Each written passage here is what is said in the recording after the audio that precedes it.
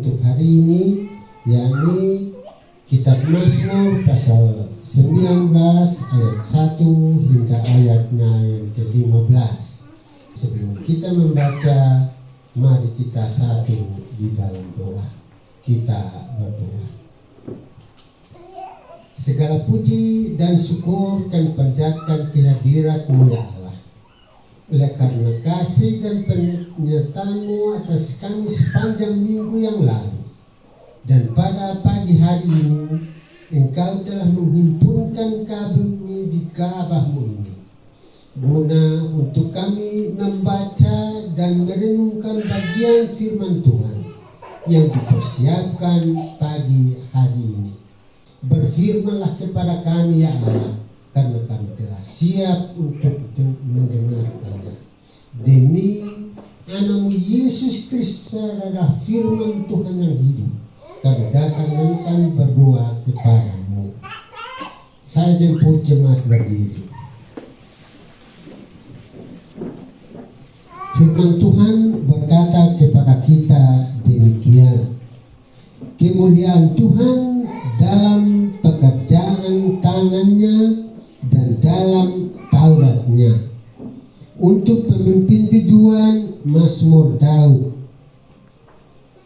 Langit menceritakan kemuliaan Allah dan cakrawala memberitakan pekerjaan tangannya. Hari meneruskan berita itu kepada hari, dan malam menyampaikan pengetahuan itu kepada malam. Tidak ada berita dan tidak ada kata, suara mereka tidak terdengar. Tetapi gema mereka terpencar ke seluruh dunia, dan perkataan mereka sampai ke ujung bumi. Ia memasang kemah di langit untuk matahari yang keluar bagaikan pengantin laki-laki yang keluar dari kamarnya. Girang bagaikan pahlawan yang hendak melakukan perjalanannya, dan ujung langit ia terbit, dan ia beredar sampai ke ujung yang lain. Tidak ada yang terlindung dari panas sinarnya. Tuhan, Taurat Tuhan itu sempurna, menyerangkan jiwa. Peraturan Tuhan itu teguh, memberitakan hikmat kepada orang yang tak berpengalaman. Titah Tuhan itu tetap menyukakan hati. Perintah Tuhan itu murni, membuat mata bercahaya. Taurat akan Tuhan itu suci, tetapi ada untuk selamanya. Hukum-hukum Tuhan itu benar, adil semuanya. Ya, Ibu Bapak, saudara-saudari, jemaat yang dikasih dalam Tuhan Yesus. Shalom. Shalom. Karena ini bulan lingkungan hidup, maka saya juga akan berkhotbah tentang bagaimana hubungan manusia dengan tanah, air, batu, udara, pohon, binatang-binatang. Nah, karena itu saya mau tanya, kebetulan dalam ibadah kita ini ada anjing di situ. Bapak, Ibu, anjing ini punya perasaan atau tidak? Anjing itu sedih, anjing marah, anjing susah, anjing menangis. Menurut Bapak, Ibu, anjing punya perasaan atau tidak? Anjing tahu mencintai dan mengasihi. Anjing bisa marah. Onme, titen. Anjing punya perasaan atau tidak? Punya perasaan. Coba bapak sama mama tenang anjing saat di rumah tiap hari, tidak usah kasih makan. Tenang dia, pukul dia dengan kayu. Waktu bapak sama mama pulang dari kebun, itu anjing sambut atau tidak di rumah? Sambut. Kalau tenang dia terus menerus, dia sambut tidak? Tidak, itu anjing tidak akan sambut. Anjing itu baru disambut di rumah kalau kasih dia makan, ya kemana-mana bawa dia, cintai itu anjing, itu baru dia akan begitu keluar datang dari jauh dia goyang ekor, dia lari pergi ketemu di pintu pagar karena di pintuan ya mengasihi dan mencintai dia sudah. Tapi kalau itu Tuhan hanya bikin dia luka, tenang, lalu kemudian pukul dengan dia akan sambut di pintuan. Anjing punya perasaan. Anjing juga tahu mengasihi. Bapak dan mama tahu beda anjing dan kucing. Mengasihi dia pun Tuhan. Tahu. Kalau kucing kita pindah rumah, kucing ikut pindah rumah ke tidak? Kucing ikut di rumah baru. Belum pernah ada yang lihat. Kalau anjing kita pindah rumah, anjing ikut ke tidak? Ikut. Anjing pasti ikut. Tapi kucing tidak akan ikut, dia tetap tinggal di rumah yang lama. Begitu. Karena kucing itu mencintai tempat dan bukan mencintai tuannya. Tetapi anjing mencintai tuannya. Karena itu kemana saja tuannya pergi, anjing pasti ikut. Jangan sampai di kebun kucing ada jalan ikut juga. Tidak, tapi siapa yang ikut di kebun? Anjing. Anjing punya perasaan. Anjing merasa dia dicintai, dia dikasihi, dan dia disayangi. Karena itu dia akan balas mencintai, mengasihi, dan menyayangi. Begitu. Itu sebabnya waktu Yesus omong dengan satu perempuan di si Tirus, waktu itu perempuan datang meminta tolong, dia punya anak sakit. Yesus bilang, "Saudara sembarang saya kasih roti kepada anjing." Ya. Sebab menurut pemahaman orang Yahudi, orang di Tirus, Sidon, Fenisia itu bukan anjing kesayangan dalam rumah, itu anjing liar yang tidak punya tuan. Jadi Yesus bilang, saya diutus kepada anak-anak dari dalam lingkungan Israel saja, kepada anjing, katakan begitu, anjing yang ada di dalam rumah. Karena itu saya tidak kasih makanan ke anjing fui, aus fui. Lekana hinfa in tuan, lekana hinfa in amak atau in enak. Jadi anjing tahu, anjing punya perasaan. Nah sekarang saya mau tanya lagi, pohon-pohon punya perasaan atau tidak? Pohon-pohon menangis atau sedih, pohon-pohon senang dan mereka bersuka cita. Kira-kira menurut bapak dan mama, pohon itu punya perasaan atau tidak? Pasti tidak ya. Pasti kita bilang pohon itu benda saja. Dia tidak merasa apa-apa, dia tidak sedih, dia tidak senang, dia tidak bersuka cita, dia tidak menangis. Begitu. Nah kalau begitu coba pulang ambil parang itu, potong di pohon nangka. Potong itu pohon nangka pembatang. Lihat dia ada getah yang keluar dari itu, luka atau tidak? Ada ke tidak? Ada. Itu pohon menangis karena dia dilukai. Pohon sedih karena dia dipukul oleh Tuhan. Begitu. Jadi pohon-pohon yang kita potong di hutan, itu kalau sudah potong 1 atau 2 hari pergi ulang, itu nanti lihat ada getah keluar dari batang pohon. Itu bukan hanya karena itu pohon pemakanan, itu pohon sedih. Itu pohon terluka. Ya, sebaliknya kalau pohon yang suhu kering itu, kalau kita ambil air kok siram, itu pohon subur. Dia jadi tumbuh dengan bagus. Artinya dia respons cinta kasih. Dia jawab cinta, dengan cinta kepada orang yang berlaku baik terhadap dia. Jadi pohon, binatang-binatang, tumbuh-tumbuhan itu sebenarnya punya perasaan. Mereka bisa sedih, mereka bisa bersuka cita, tergantung dari bagaimana manusia berlaku terhadap mereka. Ya.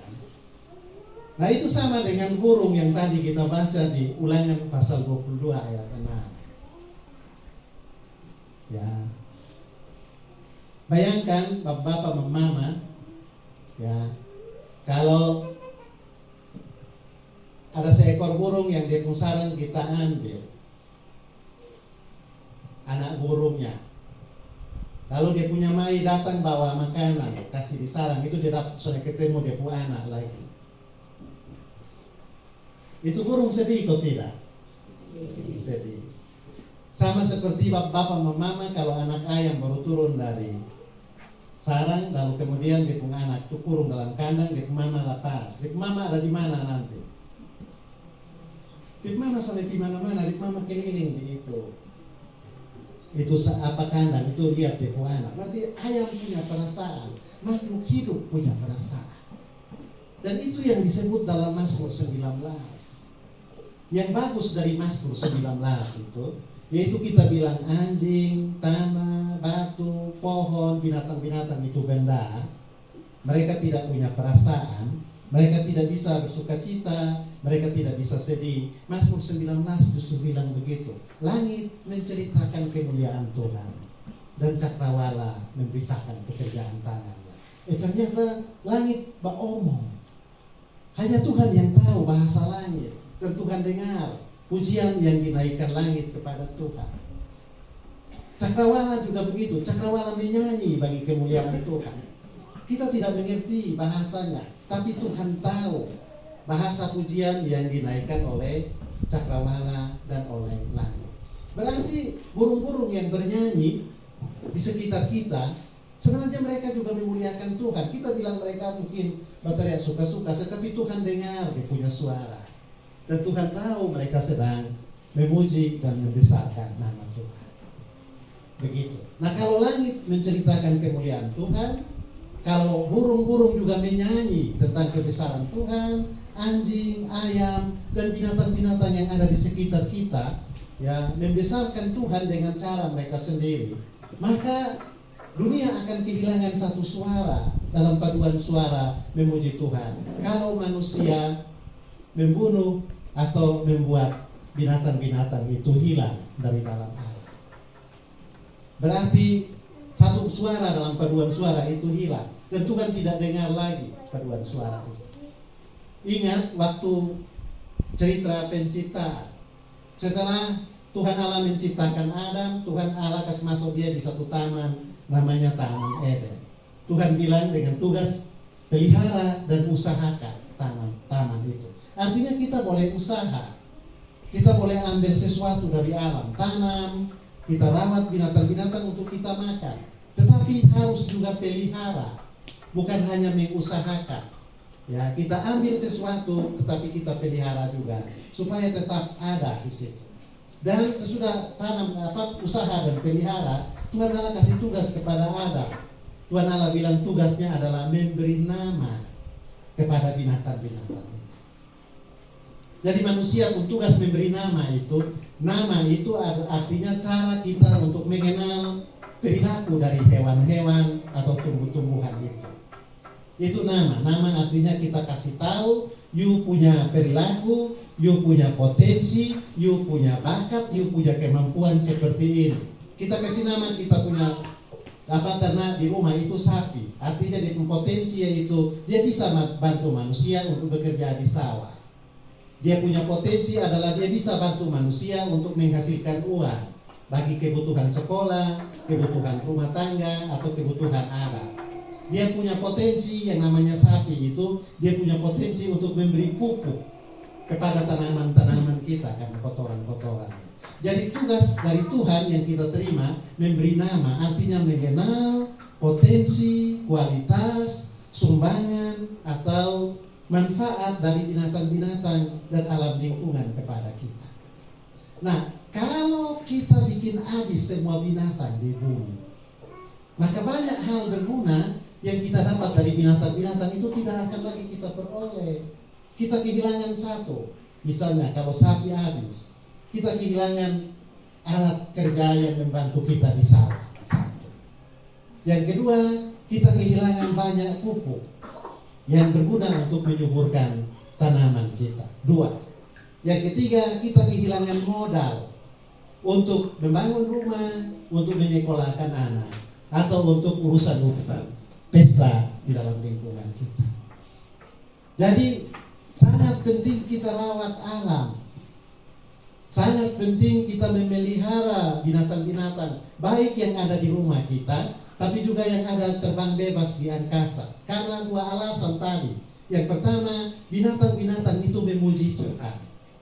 Meskipun kita tidak tahu, tetapi Tuhan dengar mereka bersuara memuji Tuhan.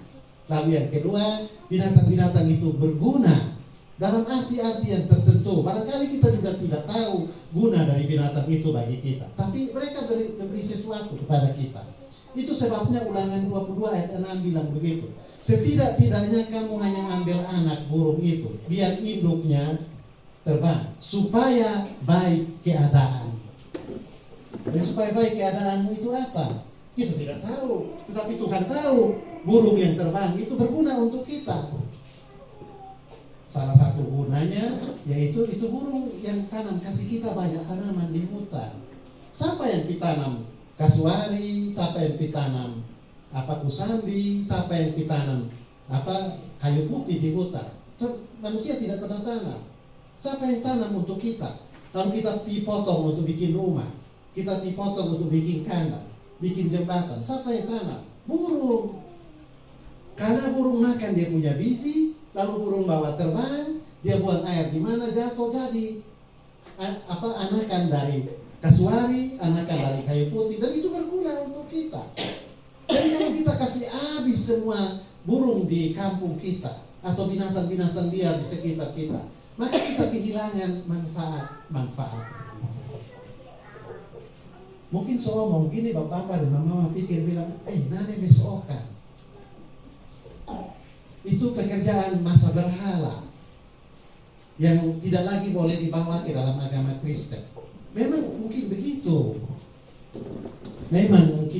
Tapi kalau kita periksa dengan saksama dalam Alkitab, ternyata Yesus tidak bilang begitu. Yesus justru suruh murid-muridnya untuk belajar pada Allah. Waktu Yesus mengajar mereka, jangan khawatir. Jangan kamu khawatir akan hidupmu, akan apa yang kamu makan, dan akan apa yang kamu pakai. Lalu Yesus bilang, pergi belajar pada burung pipit. Dan lihat itu bunga bakung. Burung pipit tidak menabur, tidak menuai, tidak membuat lumbung, tetapi diberi makan oleh Bapamu yang di sorga.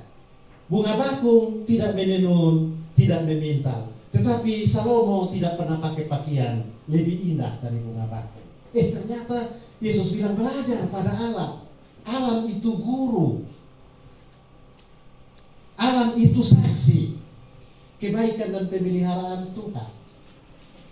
Jadi alam itu bukan benda yang semena-mena kita harus pakai untuk kepentingan kita saja. Sebab tanpa kita, alam tetap berguna.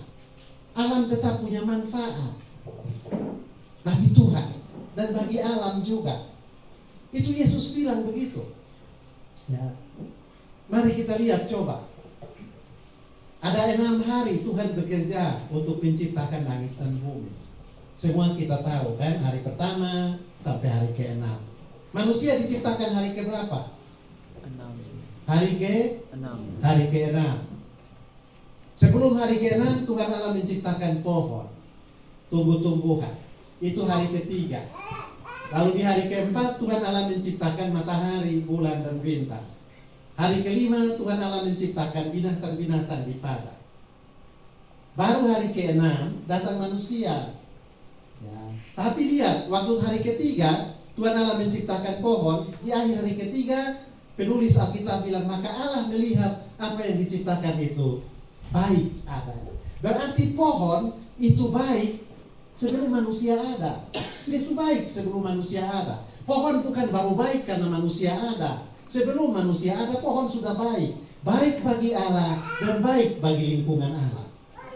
Begitu juga di hari kelima. Tuhan Allah ciptakan burung-burung di langit dan ikan-ikan di laut. Lalu di akhir hari kelima dibilang, lalu Allah melihat itu baik adanya. Berarti burung-burung itu baik bagi Tuhan, baik bagi Allah. Sebelum manusia ada, burung sudah baik. Burung sudah berguna, burung sudah bermanfaat bagi lingkungan sekitar. Lalu di hari ke-6, Tuhan Allah ciptakan binatang-binatang banyak, yang berkaki 4, yang berkaki 2, yang melata. Lalu Tuhan lihat baik adanya. Ternyata itu binatang-binatang itu baik tanpa manusia. Tanpa manusia, binatang-binatang dan tumbuhan itu sudah baik. Dan Tuhan ciptakan manusia di akhir hari ke-6. Lalu Tuhan kasih tugas kepada manusia untuk rawat semua yang baik itu. Boleh pakai untuk dia makan, boleh pakai untuk bangun rumah, boleh pakai untuk membangun masyarakat, tetapi tidak boleh dimusnahkan, tidak boleh dihancurkan. Sebab kalau dimusnahkan, sebab kalau dipunahkan, maka ayat yang ke-22, ayat yang ke-6 dari Ulangan 22 itu akan berlaku. Maka tidak baik keadaan. Karena tadi bilang, ambil anaknya, induknya lepas, supaya baik keadaan. Kalau tidak kita kasih makan, kita kasih hancur semua, maka keadaan kita tidak akan jadi baik. Begitu. Jadi alam itu baik tanpa manusia. Tetapi manusia tidak akan baik kalau tidak ada alam. Saya mau kasih contoh begini. Air itu akan tetap jadi air, kekal, kalau tidak ada manusia. Sebaliknya, manusia tidak lagi akan jadi manusia kalau tidak ada air. Begitu kan? Nah, karena itu kebaikan alam, itu kebaikan yang terlepas dari manusia. Manusia pakai itu atau tidak pakai, itu alam baik. Ya, manusia kasih habis semua rusa, itu artinya manusia akan kehilangan satu unsur kebaikan di dalam alam. Sebaliknya, kalau manusia jaga supaya rusa tidak punah, tidak habis, maka ada sesuatu kebaikan yang manusia dapat karena rusa itu masih ada. Kita tidak tahu kebaikannya apa, tetapi Tuhan sudah atur begitu rupa, sehingga binatang-binatang itu ada, baik untuk alam, baik untuk Tuhan, dan baik untuk manusia. Dan karena itu sangat penting kita merawat alam, karena langit menceritakan kemuliaan Tuhan dan cakrawala memberitakan pekerjaan tangan. Nah, ini kadang-kadang kita sudah tahu begitu ya, tapi kita bikin lain. Saya tadi pasang telinga di Pastoris itu dengar ini Kak Raja dengan Novianti itu tuh menyanyi, ajak anak-anak menyanyi burung pipit yang kecil, kok tidak ada menyanyi ya. Itu lagu semua tahu dan kita nyanyi sama-sama dong. Burung pipit yang kecil dikasihi Tuhan. 1, 2, 3. Burung pipit yang kecil dikasihi Tuhan, terlebih diriku dikasihi Tuhan. Bunga bakung di padang, bunga bakung di padang, diberi keindahan, satu tak terlupa oleh penciptanya. Bapak Mama ingat, Tuhan mengasihi burung pipit. Tuhan juga tidak lupa rumput bunga bakung di padang. Kita sudah nyanyi itu, sudah menyanyi Tuhan mencintai. Nah, di persoalan tuh habis menyanyi, kita diambil katapel dan senapan angin, kau tembak kas mati itu burung, supaya jadi tolakan bilang. Sudah menyanyi Tuhan sayang rumput, Tuhan sayang bunga bakung. Lalu rame-rame kita beli di toko racun rumput. Ya, kasih mati itu semua rumput yang dikasihi oleh Tuhan dan tidak pernah dilupakan oleh Tuhan. Nah, itu artinya apa? Kita berkawan dengan Tuhan atau kita bermusuh dengan Tuhan? Ya, Tuhan mencintai burung pipit, lalu kita ambil kata pel dan senapan angin, tembak kas mati itu burung. Artinya kita bakawan dengan Tuhan atau pemusuh dengan Tuhan? Wih, soalnya ada yang berani omong nih, berarti dong ada soal di sini nih. Berarti ada banyak senapan angin dan kata pel di sini.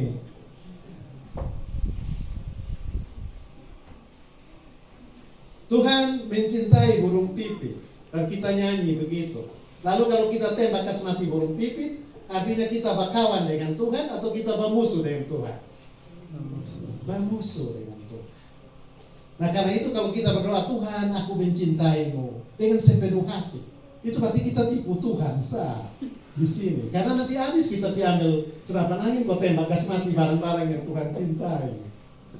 Begitu. Oke.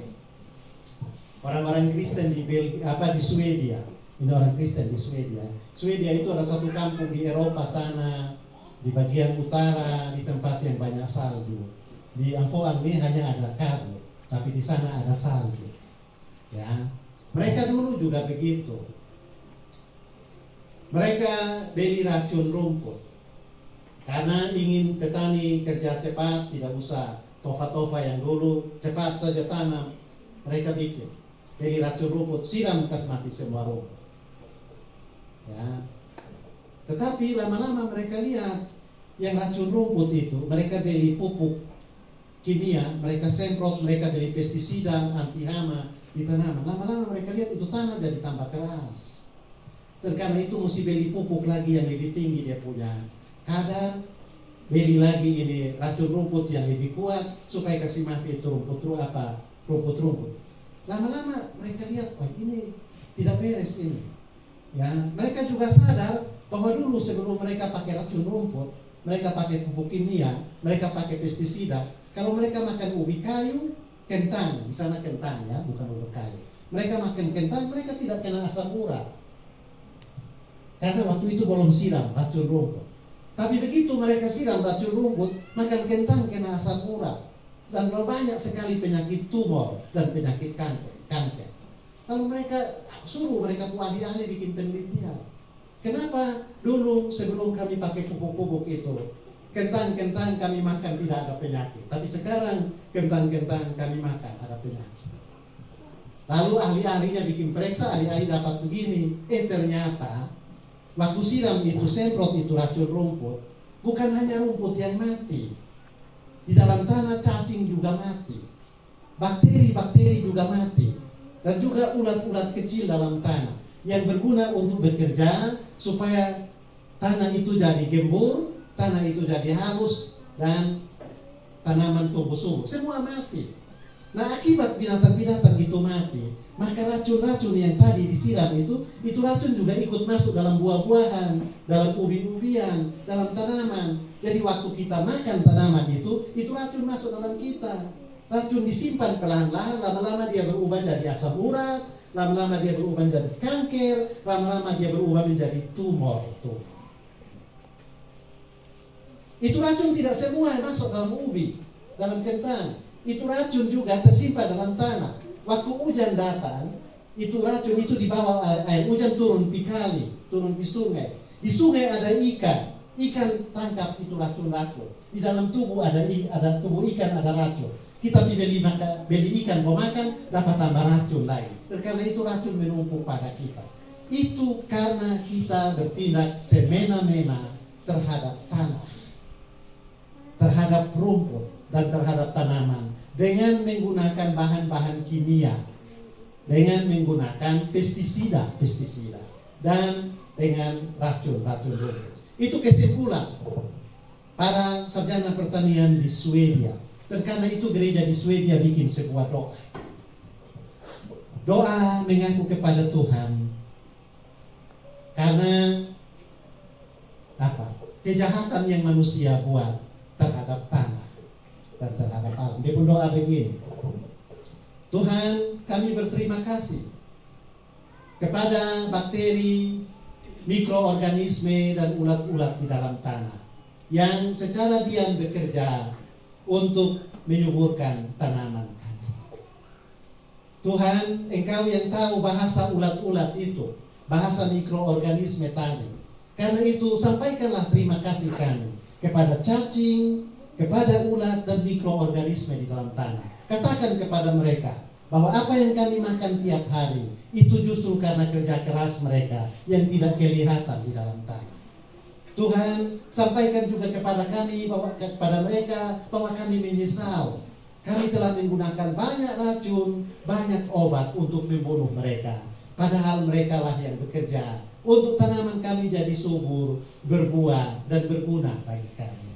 Karena itu katakanlah ya roh kepada bakteri, binatang dan ulat-ulat itu bahwa kami menyesal. Dan sampaikan salam kami supaya mereka tetap menjaga kesehatan dan mereka menjaga nafsu makan. Karena pekerjaan mereka membuat kami hidup. Itu orang Swedia bilang begitu. Mereka berdoa, minta ampun karena perlakuan yang tidak wajar yang mereka berikan pada lingkungan. Itu juga yang terjadi dan perlu kita pelajari. Langit menceritakan kemuliaan Tuhan dan cakrawala memberitakan pekerjaan tangan. Begitu. Tadi di konsistori saya omong-omong dengan Bapak Alex, saya tanya-tanya sedikit. Itu burung-burung yang kot-kotos itu masih ada di sini ketiga. Ya, Bapak bilang ya masih ada sih, tapi kami tidak lagi tahu dia fungsi. Karena kami sudah lebih banyak pakai SMS, pakai WA. Jadi karena itu kalau orang datang dari Kupang kami tunggu di SMS baru kami tahu. Ya, karena itu kami sudah peduli dengan kot-kotos. Kami ambil senapan angin kau tembak kas mati itu kot-koto ya. Begitu. Nah itu artinya kita kehilangan satu suara dalam paduan suara binatang-binatang yang memuji Tuhan. Coba mari kita baca ulang ini Mazmur 150. Ini bukan saya karang-karang. Itu Mazmur sudah bilang, terutama di ayat yang terakhir. Ya. Baca ulang sama-sama supaya kita bermata terbuka bahwa selama ini kadang-kadang kita merusak paduan suara Tuhan, paduan suara yang memuji Tuhan dalam alam. Karena kita membunuh mati banyak binatang-binatang. Di ayat yang terakhir, ayat yang ke-6. Mari kita baca kuat-kuat. 1, 2, 3. Biarlah segala yang bernapas memuji Tuhan. Haleluya. Pohon bernapas kok tidak? Ya. Pohon bernapas kok tidak? Bernapas. Dan kali itu pohon memuji Tuhan kok tidak? Memuji Tuhan. Karena Mazmur bilang begini, biar segala yang bernapas memuji Tuhan. Coba lihat kalau di tempat di mana tidak ada pohon, itu panasnya minta ampun. Tapi kalau di mana ada pohon sudah mulai sejuk. Itu artinya pohon dia berikan kepada kita kesejukan. Dan dia memuji Tuhan dengan memberikan kepada kita kesejukan. Anjing bernapas ke tidak? Anjing memuji Tuhan ke tidak? Nah itu Mazmur 150 ayat 6 bilang anjing juga memuji Tuhan. Ya, rusa, monyet, tupai atau musang yang ada di hutan, semua bernapas ke tidak? Kasih tinggal mereka, kok mereka juga memuji Tuhan sama dengan kita. Supaya kita berlaku adil terhadap Mazmur 150 ayat 6. Biarlah segala yang bernapas memuji Tuhan. Ya, kita lihat bapak penyong-nyong, mulai senyum-senyum gitu. Kita mengerti, dia senyum. Senyum itu artinya begini. Lalu karena kau tahu boleh ditangkap lagi rusak, kok untuk kau makan.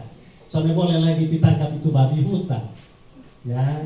Atau itu monyet kode-kode yang masuk kotong rusak kotong kebun, dong itu soalnya boleh ditangkap lagi, kok. Bapak, ibu-ibu kalau mau makan daging rusa piara rusa. Jangan suruh Tuhan yang piara baru potong piko ambil Tuhan kembaran. Lalu kita bilang Tuhan aku mencintaimu. Padahal pencuri Tuhan kembaran. Itu cinta apa? Kalau mau makan daging burung tekukur, piara burung tekukur. Supaya kita ambil apa yang kita pelihara, kita usahakan. Karena tugas di Eden bilang begitu. Lalu Tuhan menempatkan manusia itu dalam Taman Eden untuk memelihara dan mengusahakan. Pelihara yang Tuhan punya. Dan kalau kita mau makan, kita pelihara yang kita punya. Jadi tetap boleh makan daging babi hutan, tapi dipiara di hutan. Ya, kadang-kadang bawa kasih dia ubi, kau kasih makan baru kemudian tangkap. Jangan Tuhan piara setengah mati, Tuhan jaga, lalu kita ambil, datang di gereja bawa itu persembahan babi hutan ke Tuhan. Paling itu pencuri, Tuhan punya baru bawa kembali itu. Itu kan soal betul. Ingat Mazmur 19 ayat 1. Langit menceritakan kemuliaan, cakrawala memberitakan pekerjaan tangan. Ingat Mazmur 150 ayat 6. Biarlah semua yang bernapas memuji Tuhan. Dan karena itu, mari kita rawat lingkungan hidup kita. Mari kita jaga kelestarian air, batu, tanah, udara, pohon, dan binatang-binatang. Karena dengan cara itu, maka hidupmu akan menjadi baik. Menurut Ulangan pasal 22 ayat 6. Setidak-tidaknya ambil saja anaknya, biarkan induknya pergi, supaya baik keadaan. Tuhan memberkati kita sekalian. Amin.